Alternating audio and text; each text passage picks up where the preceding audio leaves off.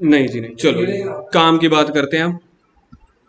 पिछली वीडियो में एक काम की बात बोलना भूल गया था, ठीक है। फाइनेंशियल स्टेटमेंट का चैप्टर अभी हम शुरू कर रहे हैं। सबसे मेन एक चीज, आप लोगों को चाहे चैप्टर ये आता है चाहे नहीं आता पूरे सिलेबस का, अब आपने ये सोच के शुरू करना है कि हम सारा कुछ जीरो से स्टार्ट कर रहे हैं, क्योंकि पिछले दिनों में हमने ये चैप्टर और रेशियो का चैप्टर रिवाइज किया था, रिवीजन चल रही थी। तो जिसने क्लास लगाई थी नहीं लगाई थी, बस आप ये सोच के चलना कि हम जीरो से स्टार्ट कर रहे हैं। ये मत सोचना थोड़े दिन पहले किया था। सर आप समझते क्या हो हमें? थोड़े दिन पहले, थोड़े दिनों के बीच में ना बिजनेस का पेपर आया, इको का पेपर आया, तो आपको क्या लग रहा है हमें क्या अकाउंट्स याद होगा? तो अच्छी बात है, मैं खुद चाहता हूं आपको ये याद ना हो। तो अभी हम फाइनेंशियल स्टेटमेंट कर रहे हैं। Part B book, part B का है, थर्ड बुक का। फाइनेंशियल स्टेटमेंट के सबसे पहले ये एलिमेंट्स आपको याद रखने हैं, पेपर में बहुत पूछे जाते हैं। एलिमेंट्स क्या हैं फाइनेंशियल स्टेटमेंट के? Balance sheet, P and L account, cash flow, changes in equity, explanatory notes. अगर हम क्लास प्लस वन की बात करते थे तो उसमें 2 एलिमेंट होते थे, अब इसको गोली मार दो। 5 एलिमेंट्स के नेम याद करो। एफएस का चैप्टर आपको स्टार्ट हो चुका है, आपको पता भी नहीं चला। जी हाँ, स्टार्ट हो चुका है। नदी में कूद चुके हैं अब हम। तो अब आपका तैरने का टाइम आ गया या डूबने का। 5 एलिमेंट्स हैं बैलेंस शीट के, फाइनेंशियल स्टेटमेंट के। पहला, दूसरा, यार जोश आना चाहिए, तीसरा कैश फ्लो, चौथा चेंजेस इन इक्विटी, पांचवा एक्सप्लेनेटरी नोट्स। एक बार फिर से 5 एलिमेंट्स क्या हैं sir? Balance sheet, P and L account, cash flow, changes in equity, explanatory notes. ये 2 के सिर्फ नाम याद रख लेना। इसका फॉर्मेट अभी हम करेंगे, इसका फॉर्मेट अभी हम करेंगे। कैश फ्लो तो एक अलग से चैप्टर है, कैश फ्लो तो एक अलग से चैप्टर है, उसका फॉर्मेट उसी चैप्टर में करेंगे। इस चैप्टर में हमने ये 2 फॉर्मेट सीखने हैं। हमेशा से मैं पहले आपको बैलेंस शीट याद करवाता था, फिर पी एंड एल अकाउंट। आज हम उल्टा करने वाले हैं, पहले पी एंड एल फिर बैलेंस शीट। ठीक है जी। बैलेंस शीट का फॉर्मेट देख लो क्या होता है क्लास प्लस टू और क्लास प्लस वन में। अगर तो पार्टनरशिप का चैप्टर है तो बैलेंस शीट देखो ऐसी दिखती थी। क्या सुनहरे दिन थे, बचपन ही याद आ जाता था। ओए होए होए, liability rupees, asset rupees, cash डालो, स्टॉक डालो, बिल रिसीवेबल डालो, फर्नीचर डालो, जिस कोई मतलब कोई झंझट नहीं था। जो जैसे आपको याद आ रहा है लिखते चले जाओ। लेकिन दुनिया आसान नहीं रही क्लास प्लस टू में। क्लास प्लस टू में बोला बैलेंस शीट बनानी है, लेकिन एक तहजीब से, सिस्टमैटिक वे में। जैसे जैसे कंपनी गवर्नमेंट ने बोला वैसे वैसे आपको याद करना है। पहले आपको लाइबिलिटीज बनानी है, फिर आपको एसेट बनानी है। पेपर में एक बार के लिए क्वेश्चन आया था कि बैलेंस शीट जो बनाई जाती है कंपनीज की, वो हॉरिजॉन्टल बनाई जाती है या वर्टिकल? ये वर्टिकल। जब लंबी बन रही है तो वर्टिकल, जब चौड़ी बन रही है तो हॉरिजॉन्टल। पार्टनरशिप के केस में बनती है हॉरिजॉन्टल, कंपनी के केस में बनती है वर्टिकल। एग्जाम का एक क्वेश्चन तो मैंने आपको रिवाइज करा दिया, 2 करवा दिए वैसे। एलिमेंट ऑफ एफएस एग्जाम में आ चुका है, वर्टिकल का क्वेश्चन एग्जाम में आ चुका है। पी एंड एल का फॉर्मेट देख लो कैसा है। पी एंड एल का फॉर्मेट क्लास कक्षा 11वीं में या फिर पार्टनरशिप में ऐसे होता था। पी एंड एल अकाउंट, जहां के डेबिट साइड पे सारे खर्चे लिख दिए जाते थे, क्रेडिट साइड पे सारी इनकम्स लिख दी जाती थी। इनकम में से खर्चे माइनस कर दो तो क्या बचेगा?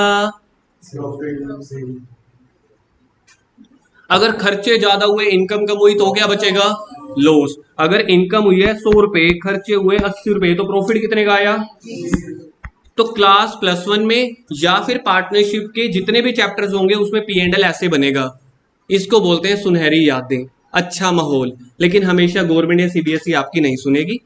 उन्होंने बोला जरा इधर, पी एंड एल अकाउंट के पिताजी आए हैं। Sir P and L account के पिताजी मतलब, क्योंकि कंपनी के केस में फॉर्मेलिटीज ज्यादा होंगी तो पी एंड एल का फॉर्मेट भी अलग होगा। सबसे पहले इनकम्स लिखनी पड़ेंगी, इनकम के अंदर 2 हेड होते हैं। फिर सारे खर्चे लिखने पड़ेंगे, खर्चे के अंदर हेड होते थे 7 8। किसी को याद है? कोई एक कॉन्फिडेंटली बोले, उसके लिए मेलोडी की आधी टॉफी फ्री। मेलोडी की टॉफी सुन के लबूदी की आवाज आ गई। नहीं नहीं, पूरी दे दूंगा, और बता आधी शेयर कर लियो किसी के साथ। तू कपल किन्ने बंदे नाल बनाया हुआ है? प्लस वन ही तेरा किते होर दे नाल सीगा। गर्व? Are you not feeling jealous? He is going with somebody else यार। नलायक, चरित्रहीन। इनकम्स एक्सपेंसेस, इनकम एक्सपेंसेस के बाद बेटा आ जाएगा तीसरे नंबर पे प्रॉफिट, 1 में से 2 माइनस कर देना, फिर टैक्स माइनस कर देना, प्रॉफिट आ जाएगा जिसको हम बोलते हैं पैट, प्रॉफिट आफ्टर टैक्स। ये P&L का फॉर्मेट है, इसको भी हम डिटेल में स्टार्ट करने वाले हैं। इसकी पीडीएफ मैं आपको ग्रुप में आज फिर से शेयर कर दूंगा, ठीक है। तो जो नए वाले स्टूडेंट है अपना नंबर लिखवा देना, ग्रुप में ऐड कर दूंगा। ये सारी चीजें अब लिखने की जरूरत नहीं है, मैं आपको पीडीएफ शेयर कर दूंगा, प्रिंट निकाल लेना चाहे फोन में से पढ़ लेना। अब हम P&L का डायरेक्ट बड़े वाला फॉर्मेट याद कर रहे हैं, अभी इसको याद करना है हमने P&L के फॉर्मेट को। सबसे पहला क्वेश्चन, शेड्यूल 3 पार्ट 2, अगर बैलेंस शीट होती तो शेड्यूल 3 पार्ट 1 होता, P&L है तो शेड्यूल 3 पार्ट 2, ये याद रख लेना। जल्दी से याद करो, 3 सेकंड दिए आपको, 1 2 3। P&L का फॉर्मेट शेड्यूल कौन सा है? Schedule part. अगर बैलेंस शीट होगी तो शेड्यूल सेम है, बैलेंस शीट में शेड्यूल सेम है, पार्ट 3 एंड पार्ट इज 1। तो प्रॉफिट एंड लॉस अकाउंट को कक्षा 12वीं में या फिर कंपनीज के केस में स्टेटमेंट ऑफ P&L बोल दिया जाता है।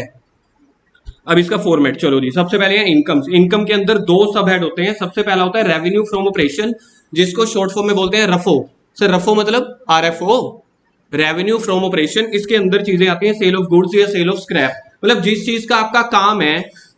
मेरा काम क्या है? ट्यूशन पढ़ाना, पैसा मिलता है। तो अगर मैं अपना P&L अकाउंट बना रहा हूँ, अगर मैं अपना P&L अकाउंट बना रहा हूँ तो जो भी मेरे को ट्यूशन फीस, क्लाइंट फीस मिल रही है तो वो मैं यहां पे लिखूंगा सेल ऑफ गुड्स या सेल ऑफ सर्विसेज में। सर ये आप याद क्यों करा रहे हो, पेपर में आता है? नहीं नहीं, वैसे ही करा रहा हूं, मन कर रहा है ना। तो पेपर में आपके पास ना आइटम्स आएंगे, आपको मेजर हेड और सब हेड बताने पड़ेंगे। सेल ऑफ स्क्रैप, हमारी लक्कड़ की दुकान है, अशोका फर्नीचर हाउस। मार्केटिंग का सर कोई तरीका नहीं छोड़ते, एड्रेस बता रहा हूँ, भाटिया बुक स्टोर जिससे किताबें मिलती हैं, उसके सामने मेरी दुकान है। कभी लक्कड़ का कोई भी काम हो वहां से करवा लेना। तो हम लक्कड़ बनाते हैं, लक्कड़ बनाते नहीं है, फर्नीचर बनाते हैं, ये वो। उसके साथ ना बुरादा निकलता है, तो बुरादा भी हमारा डेली का 80 रुपए का, 100 रुपए का बिक जाता है, तो वो होता है सेल ऑफ स्क्रैप। वो भी आपका रेवेन्यू फ्रॉम ऑपरेशन में आएगा। एग्जैक्ट कुछ टाइम पहले ना सेल ऑफ स्क्रैप के ऊपर बड़ी वो थी लड़ाइयां, डिस्प्यूट से, ये वाला एक्ट आने से पहले, कि सेल ऑफ स्क्रैप को अदर इनकम माने या RFO माने। तो बोला कि आपका जो स्क्रैप है निकलता तो आपके मटेरियल से ही है ना, तो इसको भी आपने क्या मानना है? Revenue from operation. तो रेवेन्यू फ्रॉम ऑपरेशन में 2 चीजें आई, पढ़ना क्या क्या? सेल ऑफ गुड्स या सर्विस, दूसरा सेल ऑफ स्क्रैप।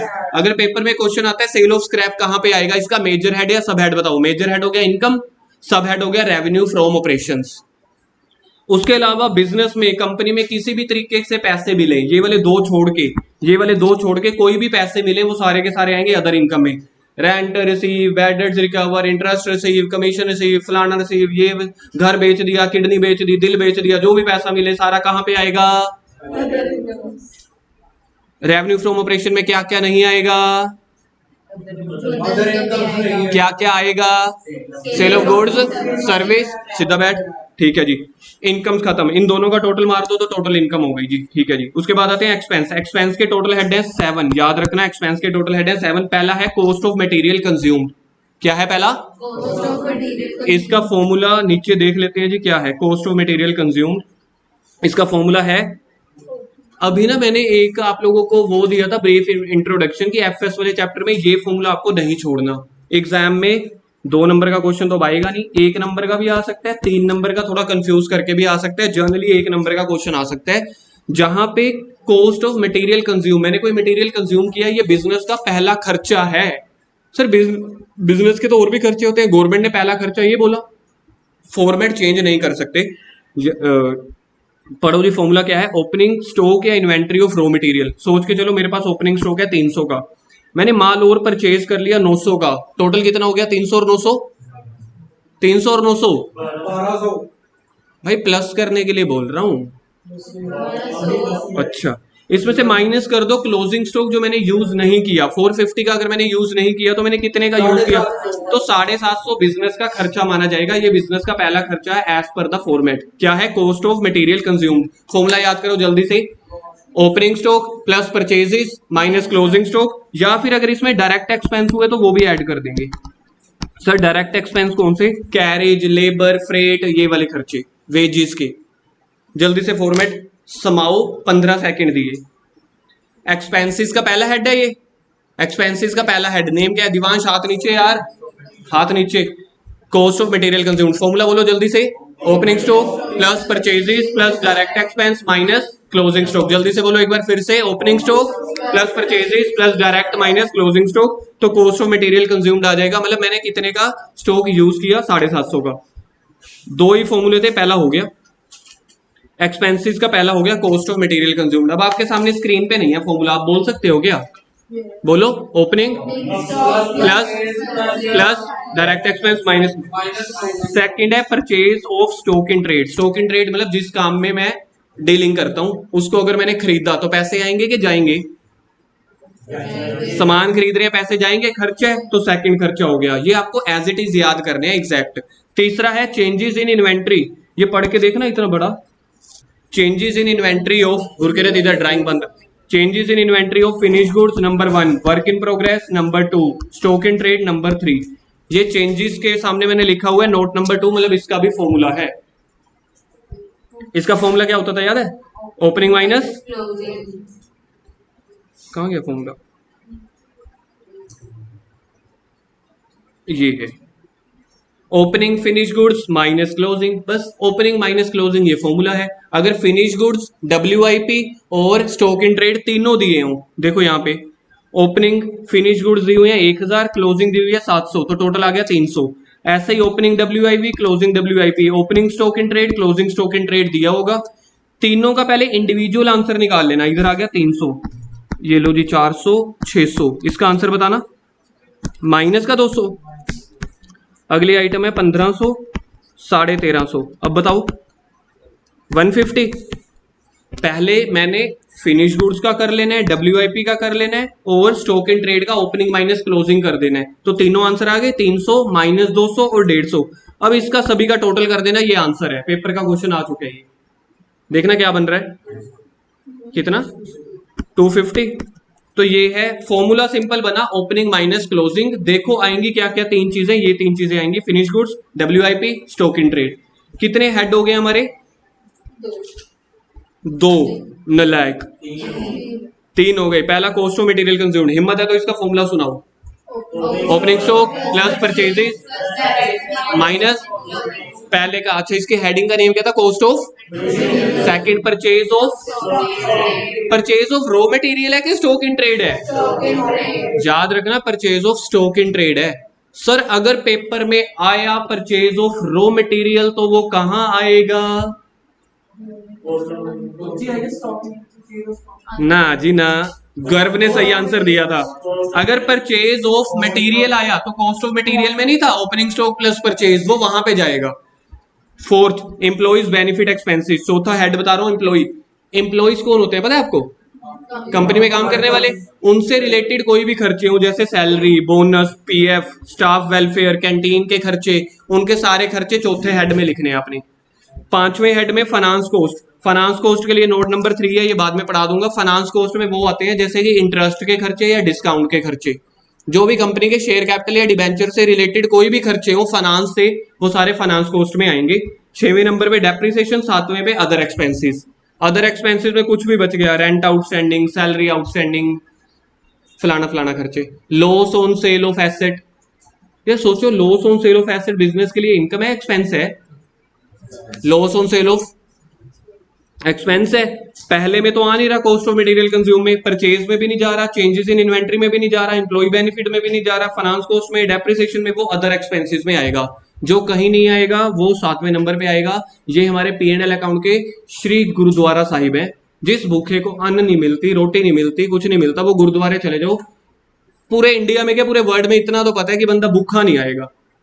ये सेम ऐसे हैं, जो कोई भी आइटम पहले 6 में नहीं फिल्टर होगी, कहीं नहीं आएगी, 7वें में डाल देना। तो टोटल एक्सपेंसेस आ गए। अदर एक्सपेंसेस में ये देखो सारे एग्जांपल दिए हुए हैं।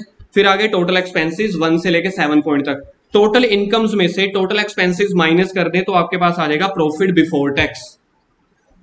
और प्रॉफिट बिफोर टैक्स में से अगर मैं माइनस कर दूं टैक्स तो आ जाएगा प्रॉफिट आफ्टर टैक्स। पेपर में यही क्वेश्चन आएगा आप लोगों को, 3 नंबर का।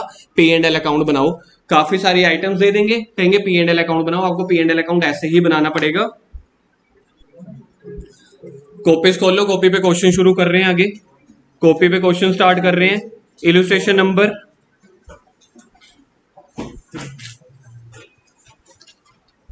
सबसे पहले ये आ जाओ, illustration number 28, financing company. No, आपको पता है एक कंपनी होती है फाइनेंसिंग, एक होती है नॉन फाइनेंसिंग। फाइनेंसिंग कंपनी के लिए जो इंटरेस्ट, डिविडेंड, इन्वेस्टमेंट है वो सारी आरएफओ मानी जाती है, ठीक है। इन्वेस्टमेंट कंपनी वो होती है जिनके लिए लोन वगैरह का काम होता है। तो अगर क्वेश्चन में दिया हुआ है इन्वेस्टमेंट वगैरह या वहां से कोई भी पैसा आ रहा है, उनके लिए आरएफओ माना जाएगा। जैसे मैं आपको अभी कंफ्यूजन दूर कर देता हूँ, क्या है इधर देखो, इंटरेस्ट रिसीव्ड। आपको पता है इंटरेस्ट रिसीव्ड कहाँ पे आएगा, कौन से मेजर हेड में आएगा इंटरेस्ट रिसीव्ड? अदर इनकम में आएगा ना, क्योंकि देखा जाए वहां पे आरएफओ में तो दो ही चीजें आती हैं, सेल ऑफ गुड्स या सर्विस। तो इंटरेस्ट रिसीव कहाँ पे आएगा? अदर इनकम में। लेकिन अगर क्वेश्चन में ये गिवन है, एग्जाम का बड़ा फेवरेट क्वेश्चन आता है कि फाइनेंसिंग कंपनी है बेटा, फाइनेंसिंग कंपनी जिसका काम ही यही होता है, तो उसके लिए ये अदर इनकम नहीं है, उसके लिए आरएफओ है। ये याद रख लेना, पेपर में कैश फ्लो चैप्टर में भी आता है ये क्वेश्चन, इस चैप्टर में भी। एक होती है नॉर्मल कंपनीज, एक होती है फाइनेंसिंग कंपनी। फाइनेंसिंग कंपनी के लिए ये वाली चीज जो है वो आरएफओ है, बाकियों के लिए अदर इनकम। अब हम क्वेश्चन शुरू कर रहे हैं, इलस्ट्रेशन निकालो। 27 में भी किसी की बुक में एक दो आगे पीछे हो सकता है। Compute revenue from operation, other income and total revenue for a non financing company. Copies खोल लो, कॉपी पे करने वाले हैं क्वेश्चन।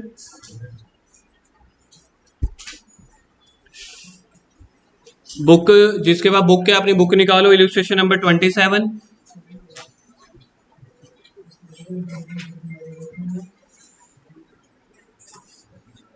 फोन किसके पास रह गया? एक तो फोन जेब में, ऊपर से जर्नल। ओए होए होए, आज सर को 20 रुपए की कमाई हुई कितने महीनों के बाद। सेल है जी 20 लाख, सेल रिटर्न है 1 लाख, सेल ऑफ स्क्रैप है 40,000, sale of miscellaneous item, refund of income tax. इस सारी आइटम्स में से ना एक आइटम ऐसी है जो इनकम की नहीं है, एक्सपेंस की है। कंफ्यूज करने के लिए दी हुई है, पहचानो। इन सभी आइटम में एक अमाउंट एक्सपेंस की है। सेल रिटर्न नहीं, वो तो सेल में से माइनस हो जाएगा, वो छोड़ के। इंटरेस्ट ऑन टाइम डिपॉजिट, ये पैसे मिलते हैं या हम पे करते हैं। टाइम डिपॉजिट मतलब बैंक में हमने एफडी कराई हुई है तो हमें इंटरेस्ट मिलेगा, इनकम है। अब इसमें से पहचानो कौन सी आइटम इनकम नहीं है। रिफंड यार, पैसा मिल रहा है। मिसलेनियस आइटम्स पैसा, सेल है यार, सेल नल पैसा मिलेगा नहीं, मिसलेनियस आइटम। हाँ तो कोई भी नहीं है, नलायकों को कंफ्यूज करना था। ठीक है जी, बनाओ ऊपर statement of P and L. साथ में लिखना क्या है अगर पेपर में क्वेश्चन आए, for the year ending. Statement of P and L for the year ending. साल बोलो क्या दिया हुआ है? 31 मार्च 2000 कुछ दिया हुआ है? नहीं दिया हुआ, ठीक है जी। सबसे पहले हमने बनानी है इनकम्स। इनकम्स के अंदर पहला मेजर हेड बताया जाए आरएफओ। पेपर में रफो लिखना है, पेपर में रफो रुफो मत लिखना, नहीं तो मार्क्स भी वो रफ ही दे देंगे आपको। शॉर्ट फॉर्म लिखोगे पेपर में, मार्क्स भी शॉर्ट फॉर्म में मिलेंगे। पेपर में फुल फॉर्म लिख के आनी है, रेवेन्यू फ्रॉम ऑपरेशन। क्यों तू दूसरी बार पेपर दे रहे हैं क्या +2 का? तो मेरी भी सुन ले। रेवेन्यू फ्रॉम ऑपरेशंस, इसके अंदर दिया हुआ है जी सेल्स। सेल्स बताओ कितनी गिवन है क्वेश्चन में? यार फैन तेज कर दो, गर्मी लग रही है। 20 लाख। ओए होए होए, ये हुई ना दुकानदारी। इसमें से सेल रिटर्न माइनस कर दो, 1 लाख। तो देखा जाए सेल्स कितनी आ गई? 19 लाख की आ गई सेल्स। सेकंड हेड कौन सा होता है? सेकंड हेड होता है जी अदर इनकम्स। है सेल ऑफ स्क्रैप? मैं तो बोल रहा था आएगा, पता नहीं कौन मेरे को कह रहा था कहता। चलो आगे, sale of scrap. Sale of scrap है 40,000, ठीक है जी। ये टोटल इनकम्स आ जाएंगी ना अभी मेरी? टोटल इनकम नहीं है ये, अदर इनकम नहीं आऊंगी। अच्छा अदर इनकम भी तो आऊगी हजे, फिर पहले दस दिन यार तुसी। सेकंड में आएगा आपके पास अदर इनकम्स। चलो जी, अदर इनकम्स में देखना क्या क्या गिवन है। एक तो रिफंड ऑफ इनकम टैक्स था, sale of miscellaneous income item, और क्या था? Refund of income tax. एक आइटम और थी, interest on time deposit. Items बोल दो कितनी कितनी है? 5,000, 10,000, 20,000। बस ये आ जाएगा आपके पास टोटल इनकम। क्वेश्चन में यही पूछा गया था कि आपको, क्वेश्चन में यही पूछा गया था, आरएफओ बतानी है, अदर इनकम्स बतानी है और टोटल कर देने, ये क्वेश्चन है।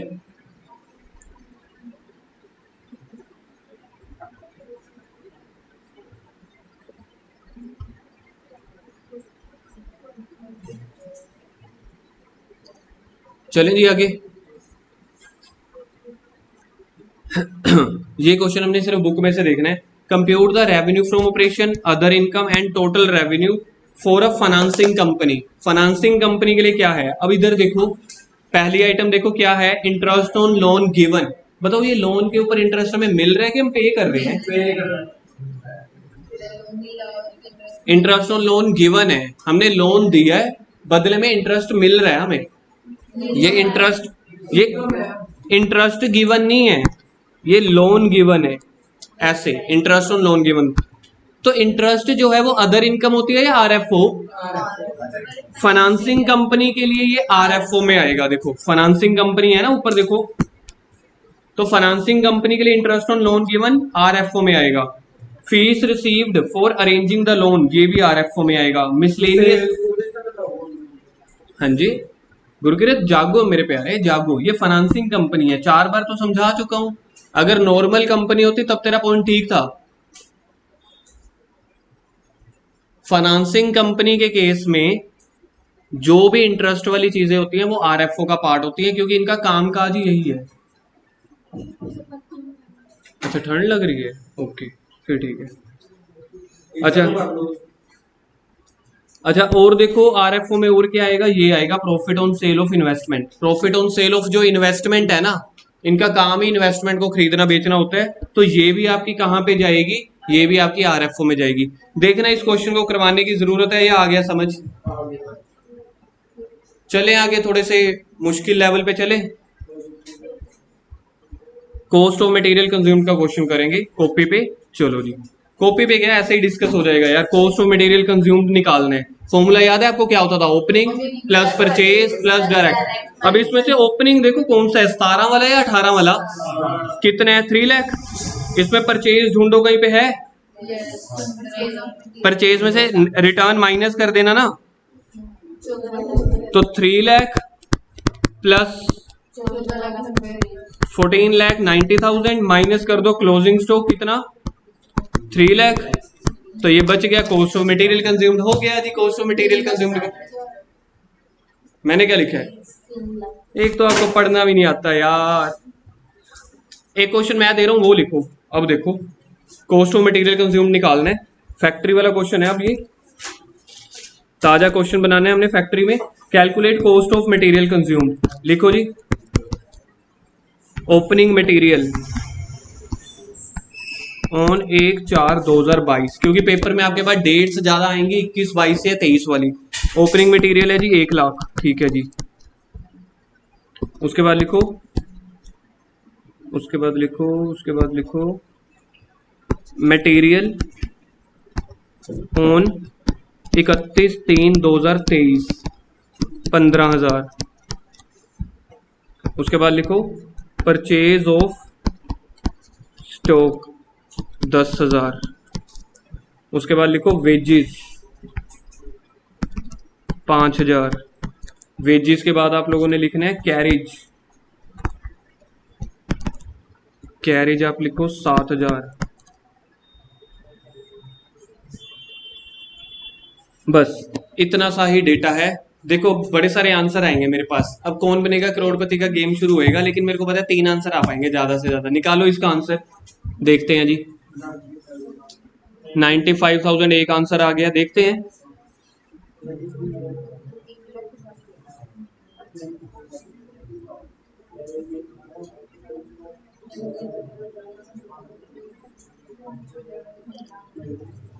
एक आंसर मेरे पास आ रहा है जी 95,000।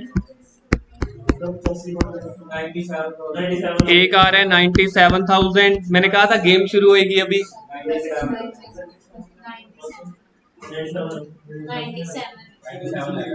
97 आएगा कैसे? वेजेस माइनस नहीं होती, ऐड होती है। इस क्वेश्चन में क्या कोई एक्स्ट्रा आइटम थी? इस क्वेश्चन में क्या कोई एक्स्ट्रा आइटम है?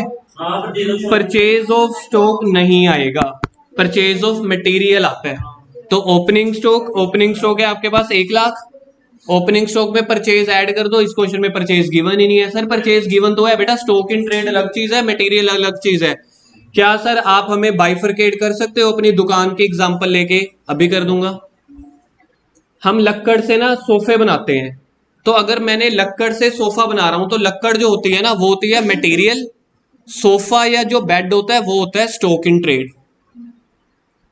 तो हमारे पास क्वेश्चन क्या है? Cost of material consumed, cost of stock in trade नहीं। तो अगर स्टॉक इन ट्रेड है, ये आपके पास कंफ्यूजन के लिए दिया हुआ है, ये यहाँ पे नहीं आएगा। तो ओपनिंग स्टॉक 1 लाख, इसमें प्लस परचेजेस 0 ऐड हो जाएगी क्योंकि है नहीं। ये दोनों डायरेक्ट एक्सपेंस है, इनको ऐड कर देना है। तो 1 लाख में 12,000 रुपए ऐड कर दो, माइनस कर देना क्लोजिंग स्टॉक। तो देख लो आंसर क्या बन रहा है, 97 ही बन रहा है। ठीक है जी।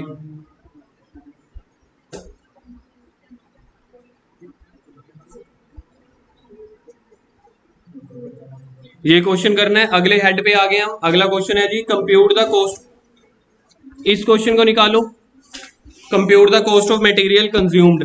अब यहां पे मेरे को दिख रहा है ओपनिंग स्टॉक है 6 लाख। WIP का कुछ करना है अब इस क्वेश्चन में? नहीं। कॉस्ट ऑफ मटेरियल कंज्यूम्ड है तो किसके बारे में सोचना है? इग्नोर कर, सिर्फ मटेरियल का। तो WIP जो है इसको इग्नोर कर दो। निकालो आंसर, निकालो। ऐड परचेज कर दो, माइनस कर दो ये। तो देखा जाए तो opening stock 6 lakh, add purchases 15 lakh, 15 6 21, 15,60,000 minus कर दो 5,40,000, तो 15,60,000। इस क्वेश्चन में हमने किस चीज को इग्नोर किया है? WIP को। जो अभी हमने क्वेश्चन बनाया था फैक्ट्री में, उसमें किसको इग्नोर किया था? स्टॉक इन ट्रेड को। एग्जामिनर आपके साथ यही खेलते हैं, क्वेश्चन आपको ऐसे दे देंगे और आप पता है क्या करोगे? ओपनिंग स्टॉक में दोनों ऐड कर दोगे। तो पेपर में ये ध्यान में रखने। डन।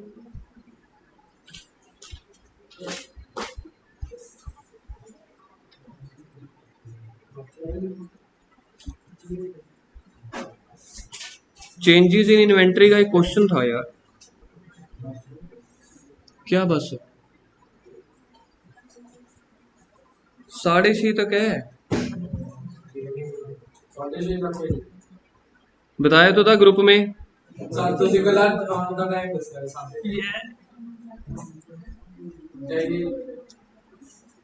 रिकॉर्डिंग में बोल रहा है नलायक। चैप्टर तो होने दो, भी 2 चैप्टर करने हैं हमने। नहीं जी नहीं।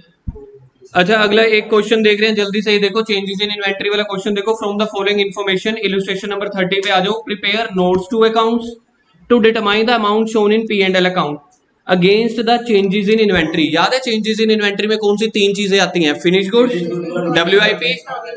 तो सबसे पहले देखो जी फॉर्मेट बनेगा आपका, जल्दी से बनाओ फॉर्मेट। चेंजेस इन इन्वेंटरी का फॉर्मेट बनेगा।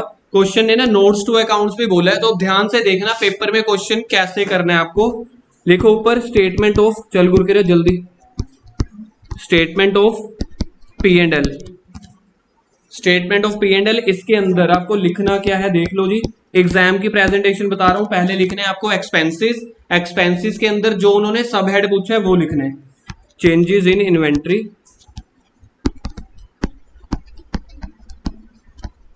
ये आपका चला जाएगा नोट नंबर 1 में। ये नोट है और ये रुपीज है, क्योंकि क्वेश्चन ने पूछा है स्टेटमेंट इन P&L दिखाना है, साथ के साथ नोट्स दिखाना है। आपको क्वेश्चन में बैलेंस शीट में भी ऐसे ही पूछा जाएगा, P&L में भी। बनाना शुरू करो मेरे भाइयों बहनों, शुरू करो।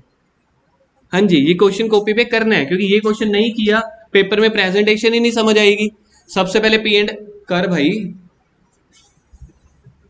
चेंजेस इन इन्वेंट्री, इसके बाद बनेगा नोट्स।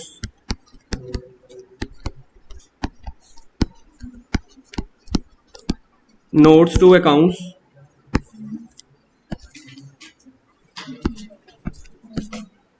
नोट्स टू अकाउंट्स के बाद इधर लिखना है नंबर 1 चेंजेस इन इन्वेंट्री। ये पेपर की प्रेजेंटेशन बता रहा हूं आपको मैं। बैलेंस शीट में भी ऐसे प्रेजेंटेशन करनी है और P&L अकाउंट में भी। चेंजेस इन इन्वेंट्री, फॉर्मूला बताओ जी, फॉर्मूला क्या होता है चेंजेस इन इन्वेंट्री का? ओपनिंग माइनस क्लोजिंग या क्लोजिंग माइनस ओपनिंग? आपको 5 सेकंड दिए, फिर से सोचो। 4 सेकंड हो गए, फिर से सोचो। पक्की बात है? लिखना कैसे है पता है आपको? ओपनिंग फिनिश गुड्स, बोलो ओपनिंग फिनिश गुड्स कितनी है?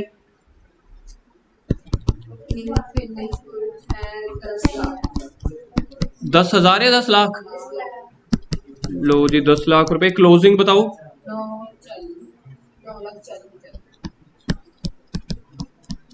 पहले का आंसर आ गया फिनिश गुड्स का 60,000। ऐसे करना है आपको, ये हो गया पहला पॉइंट।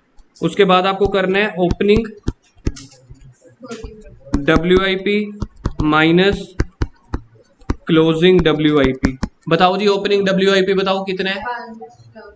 5 लाख। क्लोजिंग WIP बताओ। क्लोजिंग WIP एक बार देख लिया पक्का? क्या दिन आ गए हैं, बच्चों पे विश्वास करना पड़ रहा है। ओ यार, कोई टीचर है जो बच्चों पे विश्वास नहीं करेगा यार? 2 साल के स्टूडेंट्स हैं हमारे, कैसे विश्वास नहीं करेंगे? ज्यादा ज्यादा क्वेश्चन गलत होएगा ना, कोई बात नहीं।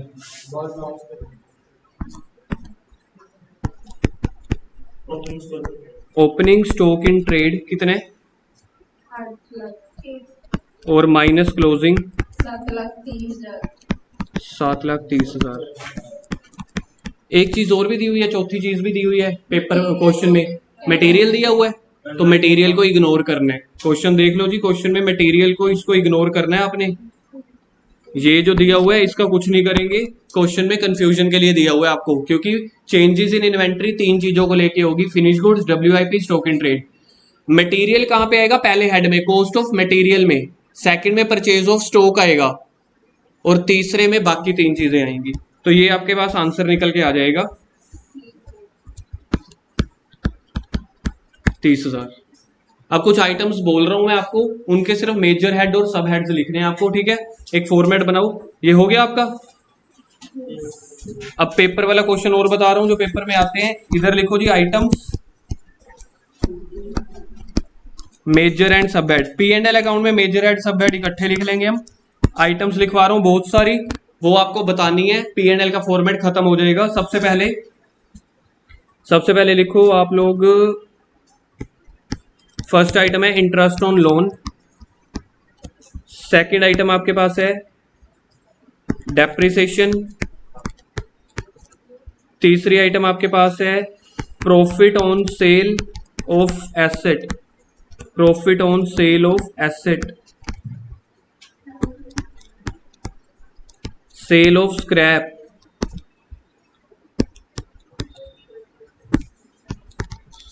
Material purchase. Material purchase. Sixth पे आपके पास है रिपेयर चार्जेस। Repair charges. उसके बाद है आपके पास telephone charges.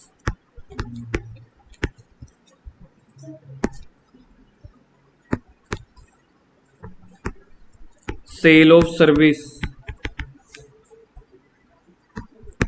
Salary. Provident fund. इनके आपको मेरे को हेड्स बताने हैं, कौन कौन से हेड आएंगे। क्वेश्चन समझ में आ गया? क्वेश्चंस क्या हैं? ठीक है, एग्जाम में बहुत पूछे जाते हैं ये वाले क्वेश्चंस, जल्दी से लिख लो। सबसे पहला इंटरेस्ट ऑन लोन, पता है कहां पे जाएगा? Interest on loan. कुछ नहीं दिया हुआ, देखो कुछ नहीं दिया हुआ, तो पहले तो आपको ये आइडेंटिफाई करना पड़ेगा ना, पैसा आ रहा है, जा रहा है, या खड़ा खड़ा मुस्कुरा रहा है? एक्सपेंस है। इंटरेस्ट ऑन लोन के लिए पता है कौन सा हेड होता है? Finance cost. ये आएगा फाइनेंस कॉस्ट में। डेप्रिसिएशन जाएगा डेप्रिसिएशन एंड एमोर्टाइजेशन में। Depreciation and amortisation. मैंने यहाँ पे नंबर भी लिखता चला जा रहा हूँ। ये 5वां हेड होता था, फाइनेंस कॉस्ट 5वां होता था। कॉस्ट, परचेज, चेंजेस चौथा तो यार एम्प्लॉय बेनिफिट होता था, 5वां ही है। डेप्रिसिएशन 6वां हेड है। Profit on sale of asset, other income, ये याद रखना, ये अदर इनकम है, सेकंड हेड में आता था ये, ठीक है जी। इसके बाद है सेल ऑफ स्क्रैप, RFO, यानी कि पहले हेड में। मटेरियल परचेज, अब आएगा मजा। वगैरह ओ भाई कॉस्ट है, मटेरियल परचेज पैसा जा रहा है, ये जाएगा कॉस्ट ऑफ मटेरियल कंज्यूम्ड में, फर्स्ट वाले में। रिपेयर अदर एक्सपेंसेस यानी कि सेवंथ में। अच्छा जी, टेलीफोन अदर एक्सपेंसेस यानी कि सेवंथ में। सेल ऑफ सर्विस पैसा आ रहा है या जा रहा है, आ रहा है, RFO पहले वाले में। सैलरी पेड, यार मेरे पास ना अक्सर बच्चे क्वेश्चन पूछते हैं सैलरी मिल रही है या दे रहे हैं, आ रही है या जा रही है। सैलरी हमेशा बिजनेसमैन की जाती है, ठीक है। तो सैलरी खर्चा है, कहां पे जाएगा, एम्प्लॉइज बेनिफिट। यार एम्प्लॉइज को दे रहे हैं ना, तो ये एम्प्लॉइज बेनिफिट एक्सपेंसेस में जाएगी। एम्प्लॉइज बेनिफिट एक्सपेंसेस होता था चौथा। प्रोविडेंट फंड, सर ये कौन सा फंड आया, एम्प्लॉय बेनिफिट, जो रिटायरमेंट के टाइम पे हम एम्प्लॉइज को पैसा देते हैं लास्ट में, तो ये भी एम्प्लॉइज से, अदर नहीं है ना, ये भी एम्प्लॉइज से रिलेटेड है। एम्प्लॉइज बेनिफिट एक्सपेंसेस, ये भी चौथे में। P&L का फॉर्मेट खत्म हो रहा है, उसके बाद करेंगे बैलेंस शीट का। बैलेंस शीट का फॉर्मेट स्टार्ट कर रहे हैं, जल्दी से बैलेंस शीट का फॉर्मेट स्टार्ट कर रहे हैं। P&L का फॉर्मेट हमने खत्म कर दिया, जहां पे शेड्यूल 3 पार्ट 1 था, पार्ट 2 था। बैलेंस शीट शुरू हो रही है शेड्यूल 3 पार्ट 1 में। एग्जाम में एक ही बार ऐसा क्वेश्चन आया था जो P&L या बैलेंस शीट का था, पार्ट पूछा गया था। शेड्यूल 3 रहता है, बैलेंस शीट का पार्ट 1 रहता है, P&L अकाउंट का रहता है पार्ट 2। अब यहाँ पे हमारे पास अभी के लिए देखो आपके सामने स्क्रीन पे मेजर हेड और सब हेड है। तो पहले मैं ये याद कर रहा हूँ इसके अंदर के आइटम्स, इसके बाद करवाऊंगा। सबसे पहले इक्विटी एंड लाइबिलिटी स्टार्ट होती है। इक्विटी एंड लाइबिलिटी, ये लाइबिलिटी साइड होती है, इसके अंदर टोटल 4 मेजर हेड है। इसके अंदर टोटल 4 मेजर हेड है। ये जो पहला शेयर होल्डर फंड है, इसको बोला जाता है मेजर हेड। तो पहला मेजर हेड है शेयर होल्डर फंड। इसके अंदर जो ये 3 है, इसको बोला जाता है सब हेड। सब हेड के बाद आती हैं पेपर में आइटम्स, फॉर्मेट में इसके बाद क्या आएंगे, आइटम्स। तो हमें ये एग्जैक्ट एज इट इज याद रखना है। सबसे पहला मेजर हेड क्या है, शेयर होल्डर फंड। इसके अंदर 3 सब हेड हैं, share capital, reserve and surplus, money received against share warrant. C वाला ज्यादा याद रखना क्योंकि बच्चे ये भूल जाते हैं। इसके अंदर आगे कोई हेडिंग नहीं है। शेयर होल्डर फंड हो गया पहला मेजर हेड। इसके अंदर पहला share capital, reserve and surplus, money received against share warrant. Second major head है, बहुत ही अजीब, लेकिन याद तो करना पड़ेगा। स्कूल के टीचर्स बता रहे हैं जी ये सिलेबस में है ही नहीं, मैं भी कह रहा हूं सिलेबस में है ही नहीं। अब सुनो टेक्निकल बात, बैच में तो मैंने बता दी थी, अब रिवीजन में बता रहा हूं। जो इसके अंदर की डिटेलिंग है ना, that is not covered in syllabus. Format के अंदर जो ये सेकंड सब हेड है, सेकंड मेजर हेड है, फॉर्मेट के अंदर जो सेकंड मेजर हेड है, फॉर्मेट थोड़ी ना कट हुआ है। फॉर्मेट के अंदर जो ये सेकंड मेजर हेड है, इसकी डिटेल सिलेबस में कट हुई है। जो इसके आगे फॉर्मूले या मीनिंग कुछ भी फलाना बन सकता था, फॉर्मेट नहीं कट हुआ। फॉर्मेट के अंदर ये नाम तो आपको याद रखना है, इसके अंदर का कोई पार्ट याद नहीं रखना कि इसके कोई सब हेड होते हैं, इसका मीनिंग क्या होता है। अब समझ में आया सीबीएसई ने क्या काटा, इसकी डिटेल काटी। फॉर्मेट में इसका मेजर हेड नहीं काटा, लेकिन पेपर में ये कभी भी पूछा नहीं जाता। लेकिन पूछा क्या जाता है कि लाइबिलिटी और इक्विटी के टोटल कितने मेजर हेड हैं। अगर तो सिलेबस में नहीं है, आप तो कहोगे भोले बन के टीचर ने कटवा दिया था। सर 3 है जी, 3 नहीं बोलना आपको पेपर में, बोलना 4 मेजर हेड ही है। इसके अंदर की डिटेलिंग सिलेबस में नहीं है। तीसरा major head non current liability, जिसको बोला जाता है NCL। इसके अंदर 4 सब हेड है, long term borrowings, deferred tax liability, other long term liability, long term provision. ये पेपर के लिए बहुत इंपॉर्टेंट है। तीसरा मेजर हेड का नाम है NCL, नॉन करंट लाइबिलिटी। पहला लॉन्ग टर्म बोरोइंग, दूसरा डेफर्ड टैक्स लाइबिलिटी, तीसरा अदर लॉन्ग टर्म लाइबिलिटी, चौथा लॉन्ग टर्म प्रोविजन। अगर तीसरा major head non current liability है, गैस करो चौथा क्या होगा, करंट लाइबिलिटी। उसके अंदर भी 4 सब हेड है। ऊपर था लॉन्ग टर्म बोरोइंग, नीचे आ जाएगा शॉर्ट टर्म बोरोइंग। अरे आप तो बड़े इंटेलिजेंट निकले। ऊपर था deferred tax liability. Sir deferred tax की लाइबिलिटी का भी कुछ बनाओ, वहां पे बनेगा trade payable. Deferred tax asset मत बोलने लग जाना। दूसरा आएगा ट्रेड पेबल। तीसरा चौथा ऊपर वाले से बना लो, वहां पे था अदर लॉन्ग टर्म लाइबिलिटी, यहाँ पे अदर करंट लाइबिलिटी। ऊपर था long term provision, short term provision. देखा जाए NCL और CL का पहला तीसरा चौथा तो सेम ही है। ऊपर था लॉन्ग टर्म, इधर है शॉर्ट टर्म, दूसरे को गोली मारो। तीसरे में था other long term, other current, long term provision, short term provision. ऊपर दूसरा था DTL, डेफर्ड टैक्स लाइबिलिटी, यहाँ पे है ट्रेड पेबल। मेजर हेड याद हो गए।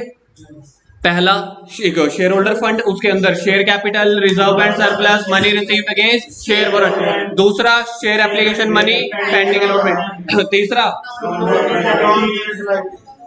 नॉन करंट लाइबिलिटी के अंदर long term borrowing, deferred tax liability, long term other long term liability, other long term borrowings या फिर लॉन्ग टर्म प्रोविजन। उसके बाद चौथा करंट, करंट में short term borrowing, trade payable, other current liability, short term provision. Assets में आ जाते हैं, एसेट्स में पहला है नॉन करंट एसेट्स।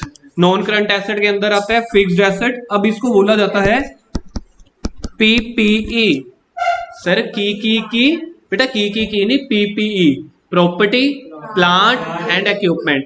तो आप ऑब्लिक डाल के फिक्स्ड एसेट भी लिख देना, इससे पता लगेगा हमारे बच्चे कितने महारथी हैं। इनको पुराना नाम भी आता है, नया नाम भी आता है। पुराना नाम है फिक्स्ड एसेट, नया नाम है पीपीपी, नहीं पीपीई, प्रॉपर्टी प्लांट इक्विपमेंट। ये जो है पहला मेजर हेड है नॉन करंट एसेट, इसके अंदर फर्स्ट सब हेड है, इसके अंदर फर्स्ट सब हेड है फिक्स्ड एसेट यानी कि पीपीई। इसके अंदर सब हेड है, सिर्फ यही इकलौती आइटम है पूरे बैलेंस शीट में जिसके सब हेड हैं, सब हेड है। पहला मेजर हेड है नॉन करंट एसेट, उसके अंदर पहला सब हेड है फिक्स्ड एसेट या पीपीई, उसके अंदर सब हेड है 4, tangible, intangible, capital work in progress, intangible assets under development. Second sub head पढ़ रहा हूं अब मैं, नॉन करंट इन्वेस्टमेंट।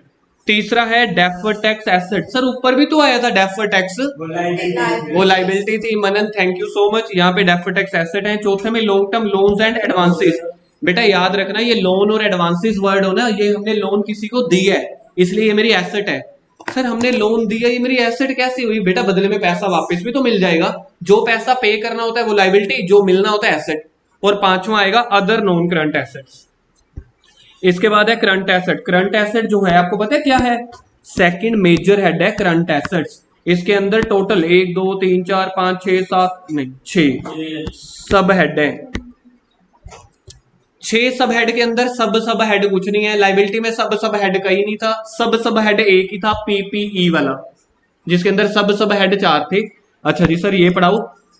इसके अंदर 6 है। पहला है करंट इन्वेस्टमेंट, दूसरा है इन्वेंट्री, इन्वेंट्री मतलब वही स्टॉक, तीसरा है आपके पास ट्रेड रिसीवेबल, चौथा है कैश एंड कैश इक्विवेलेंट, पांचवा शॉर्ट टर्म लोन, छठवां अदर। अभी हमने मेजर हेड और सब हेड किए हैं, अब होएगी असली दुनिया शुरू। हमारे नोट्स हाजिर हों, अभी आइटम्स करनी है, मेन तो यही है। अब मैं आपको एक राज की बात बताऊं, एग्जाम में हाईली जो पॉसिबिलिटी है ना बैलेंस शीट के मेजर हेड और सब हेड आने के चांसेस हैं। कितने परसेंट ये भी बताऊं? 80% चांसेस। तो सर जो P&L करवाया था वो हमारे लिए धोखा था, तो बेटा 20% तो वो भी तो आएंगे ना। मैं आपको 80% पॉसिबिलिटी बता रहा हूं। पॉसिबिलिटी का मतलब है मैं प्रोविजन बना रहा हूं, पंडित बन रहा हूं मैं। क्या पंडित हमेशा सही होते हैं?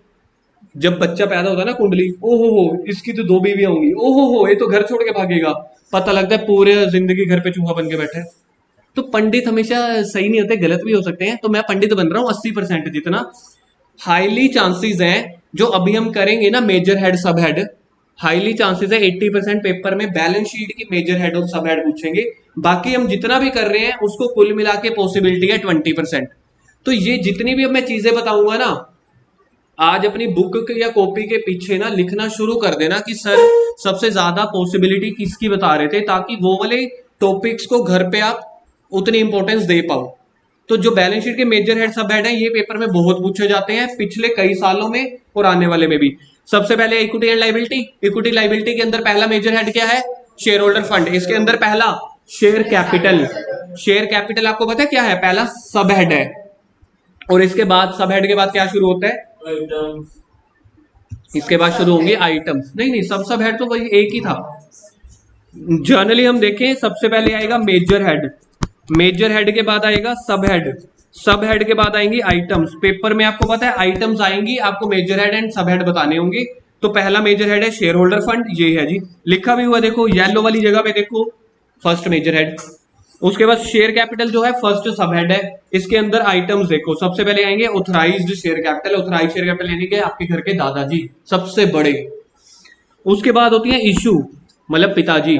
समझ लो 100 लाख हमारी ऑथराइज्ड शेयर कैपिटल है, 94 हमने इशू किया। उसके बाद आएंगे बेटे, दो बेटे होते थे, याद है कौन कौन से? एक लायक, दूसरा नलायक। लायक बेटे का नाम होता है subscribed and fully paid up, नलायक बेटे का नाम है subscribed and not fully paid up. इसमें आपको ऐड कर देना होता है शेयर फॉर फीचर। क्या ऐड कर देना होता है? शेयर फॉर फीचर, या फिर माइनस कर देना होता है calls in arrear. Calls in arrear वैसे इधर ही माइनस हो जाता है, आप ये याद रखना है शेयर फॉर फीचर ऐड हो जाता है। पहला सब हेड खत्म हो गया। आपको पता है क्या चल रहा है? शेयर होल्डर फंड पहला मेजर हेड, उसके अंदर पहला सब हेड क्या था? Share capital. तो शेयर कैपिटल की ये आइटम्स खत्म हुई है। उसके बाद है रिजर्व एंड सरप्लस, मतलब कंपनी का प्रॉफिट। ये हमारे बड़े सारे रिजर्व एंड सरप्लस के नेम है, journal reserve, P&L account, capital reserve. पीछे कहीं पे भी रिजर्व आ जाए तो वो रिजर्व्स हैं। Revaluation reserve, debenture redemption reserve. दो तीन चीजें इंपॉर्टेंट है यहाँ पे, एक सिक्योरिटी प्रीमियम, क्योंकि इसके पीछे रिजर्व कभी आता है कभी नहीं आता। सिक्योरिटी प्रीमियम याद है क्या होता है? जब हम अपना शेयर को महंगा बेचते हैं, 100 वाली चीज को 140 में बेची तो 40 रुपए कंपनी के लिए तो फायदा हो गया ना, तो वो रिजर्व एंड सरप्लस में आएगा। दो चीजें जो इसमें डिफरेंट है वो ये है, शेयर ऑप्शन आउटस्टैंडिंग अकाउंट, ये एम्प्लॉइज को लेके थोड़ा सा फायदा होता है। तो अभी मेरे पास इतना टाइम नहीं है कि मैं आपका इसके मीनिंग में जाऊं, आप सिर्फ याद रख लो कि ये वाला पॉइंट, शेयर ऑप्शंस आउटस्टैंडिंग, मतलब अजीब सा नाम है। और अगर कोई लॉस होगा, P&L के डेबिट बैलेंस को लॉस बोला जाता है। सोच के देखना, P&L का डेबिट बैलेंस लॉस है तो वो आपको सारे प्रॉफिट में से माइनस कर देंगे। और थर्ड सब हेड होता है money received against share warrant, इसके आगे पीछे कोई नहीं है, ये है लवारिस। लवारिस बच्चे हमें बहुत अच्छे लगते हैं सिर्फ बैलेंस शीट के फॉर्मेट में। तो पहला मेजर हेड हो गया। पहला मेजर हेड क्या था? Share holder fund. उसके अंदर पहला क्या था? Share capital. Authorised, issued, subscribed and fully paid up, not fully paid up, add share for feature. उसके बाद रिजर्व एंड सरप्लस, कोई दो तीन बोल दो। जर्नल रिजर्व, P&L का क्रेडिट बैलेंस, कैपिटल रिजर्व, उसमें से security premium, share option outstanding minus कर देना है डेबिट बैलेंस। और आगे है लवारिस, money received against share warrant, पहला खत्म। सेकंड मेजर हेड क्या था? Share application money pending allotment. Sir teacher ने बताया था सिलेबस में नहीं है, ठीक है नहीं है, हेड याद रख लेना, ये बैलेंस शीट का सेकंड होता है, बस इतना याद रख लेना।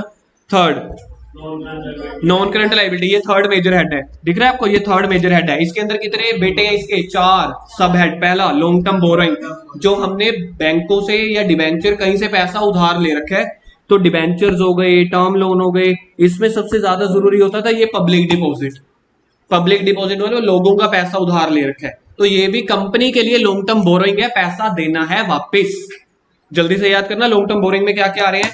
Debenture, bank loan, term loan या फिर पब्लिक डिपॉजिट, ये कंपनी के लिए लाइबिलिटी है। थर्ड का फर्स्ट खत्म हो गया, थर्ड का सेकंड है डेफर्ड टैक्स लाइबिलिटी। सर लवारिस, सर पहली बार लवारिस वर्ड सुन के मजा आता है, वरना में तरस आता था दीन दुनिया में।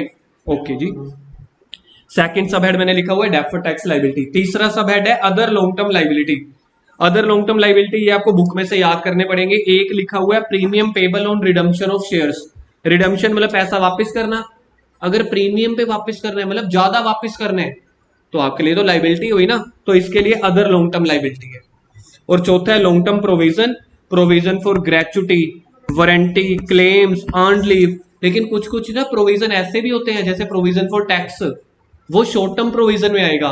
तो लॉन्ग टर्म वाले आपको याद रख लेना, क्योंकि ग्रेचुटी, वारंटी, क्लेम्स, ये आप पैसा देते हो जनरली 1 साल के बाद, 5 साल के बाद, और अभी तक आपने दिया नहीं है, फ्यूचर में देना है, इस वजह से इसका लॉन्ग टर्म प्रोविजन में आता है। तो आपके पास ये खत्म हो गए नॉन करंट लाइबिलिटी के चारों। नॉन करंट लाइबिलिटी में क्या क्या थी? सबसे पहला था long term borrowing, debenture, bonds वगैरह। सेकंड था डेफर्ड टैक्स लाइबिलिटी, लवारिस। तीसरा था other long term liability, premium payable on redemption of debenture. चौथा था लॉन्ग टर्म प्रोविजन। इसमें मैं पूरी पूरी उम्मीद करता हूं पेपर में आ सकता है, ग्रेचुटी, वारंटी, क्लेम। जल्दी से ये वाले याद कर लो, प्रोविजन वाली, provision for gratuity, warranty, claims, earn leave. Liability side खत्म होगी हमारी क्या? नहीं, 3 मेजर हेड खत्म हो गए। चौथा मेजर हेड कौन सा है? Current liability. करंट लाइबिलिटी के अंदर कितने बेटे हैं? 4 बेटे। करंट लाइबिलिटी क्या होती है? जो 12 महीनों के अंदर हमें पे करनी होती है। पहला short term borrowing. Short term borrowing में जैसे लोन हमने लिया बैंक से 12 महीनों के लिए, बैंक ओवरड्राफ्ट लिया, कैश क्रेडिट लिमिट, ये वो लोन होते हैं जो हम 2-2 दिनों के लिए, 10-10 दिनों के लिए, 1 महीने के लिए लेते हैं। कौन से? बैंक ओवरड्राफ्ट या कैश क्रेडिट, या फिर लोन रीपेबल ऑन डिमांड। आपने किसी से लोन लिया, कह रहा है जब मांगूंगा तब वापस करना पड़ेगा। हो सकता है बंदा 2 दिन के बाद मांग ले, तो 12 महीनों से पहले पहले पैसे दे रहे हो ना, तो लोन रीपेबल ऑन डिमांड हमेशा करंट लाइबिलिटी होती है। और यहाँ पे डिपॉजिट, ऊपर आपको पता है क्या आया था, ऊपर आया था पब्लिक डिपॉजिट, जहां पे है डिपॉजिट। अगर डिपॉजिट है तो वो करंट लाइबिलिटी के शॉर्ट टर्म बोरोइंग में आएगा, अगर पब्लिक डिपॉजिट है तो नॉन करंट लाइबिलिटी के लॉन्ग टर्म बोरोइंग में। सेकंड है ट्रेड पेबल, ये ठीक है, ट्रेड पेबल 2 ही चीजों से मिलके बने, बिल क्रेडिटर्स और बिल पेबल। तीसरा है other current liability. Other current liability ये आपको बहुत ध्यान से याद करना है। Outstanding expenses, prepaid income, unclaimed dividend, unpaid dividend, ये वो चीजें हैं जो आपको पैसे पे करने हैं, और पे भी कब करने हैं, 12 महीनों से पहले। Outstanding expenses, prepaid income, unclaimed dividend, unpaid dividend, कोई भी आइटम हो जहां पे पीछे पेबल लिखा हो, ये तो मैंने आपको ट्रिक बता दी। GST payable, provident payable, maturity of loans और डेट्स विद इन 12 मंथ्स। आपने किसी को पैसा देना है और वो 12 महीनों से पहले उसकी मैच्योरिटी आने वाली है। आपने 5 साल के लिए लोन लिया, 4 साल के बाद, तो आपने अब 1 साल के बाद ही देना ना। सर 5 साल के लिए लोन 4 साल के बाद, यार 5 साल के लिए लोन लिया, 4 साल बीत गए, अब तो आपको अगले साल लोन पैसे वो वाले पे करने हैं ना, तो उसकी मैच्योरिटी कब आ रही है, विद इन 12 मंथ्स, तो वो आपके लिए करंट लाइबिलिटी है। Interest accrued and due, interest accrued but not due, याद रख लेना ऐसे ही। ये ई लिखे हुए ना, ई मतलब एग्जाम में आ चुके हैं ये वाले question. Interest accrued and due, पैसा देना है, interest accrued and not due, ये भी पैसा देना है। कोई भी अनपेड मैच्योर्ड डिपॉजिट है, मतलब मैच्योर हो चुके हैं, सामने वाला किसी भी दिन पैसे मांगने आ सकता है, तो ये भी आपकी करंट लाइबिलिटी का है। कॉल्स इन एडवांस, ये सारे के सारे आपके अदर करंट लाइबिलिटी हैं।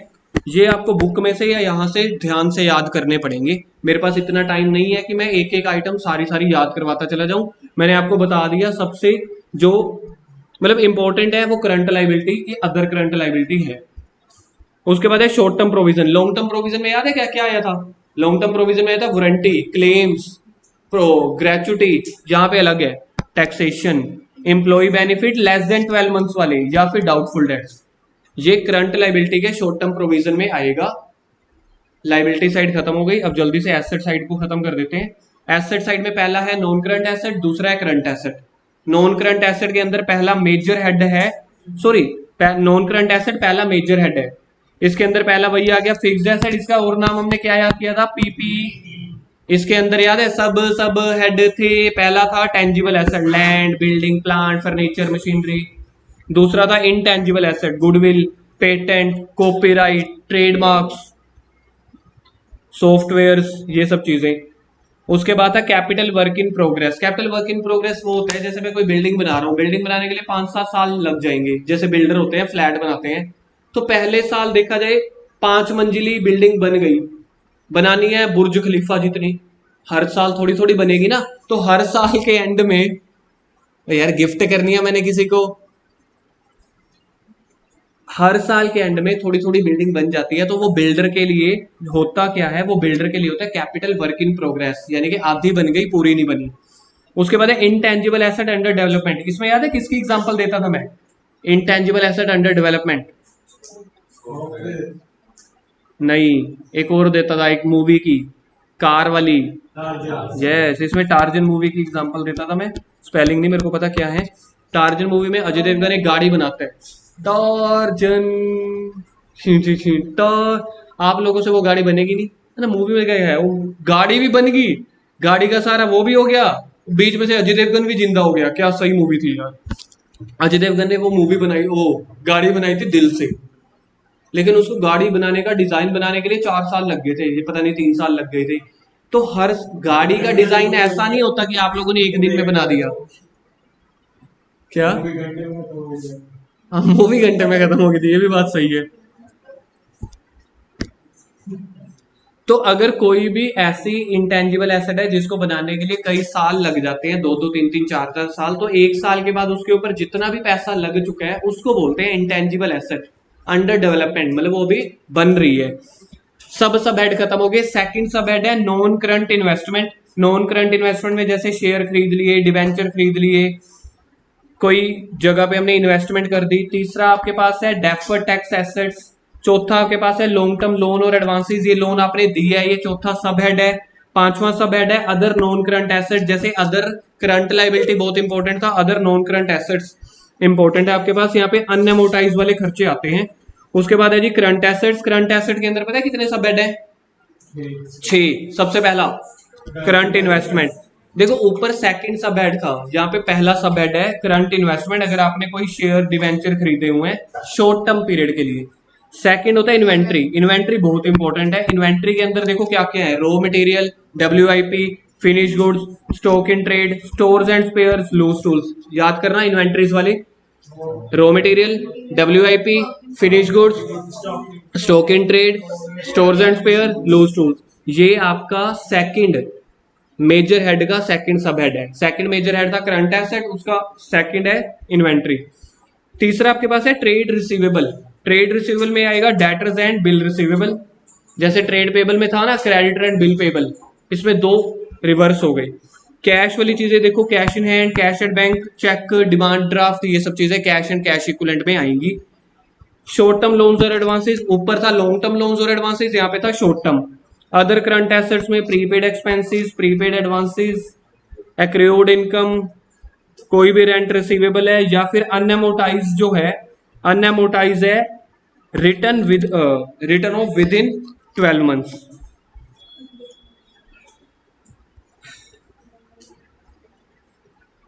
ये पढ़ के देखना कंफ्यूजिंग पॉइंट क्या लिखा हुआ है, समझ में आ रहा है? ये पढ़ के देखना, अगर किसी के साथ कुछ भी वर्ड नहीं दिया हुआ तो उसको करंट मानेंगे या नॉन करंट? उसको नॉन करंट माना जाता है, उसको नॉन करंट।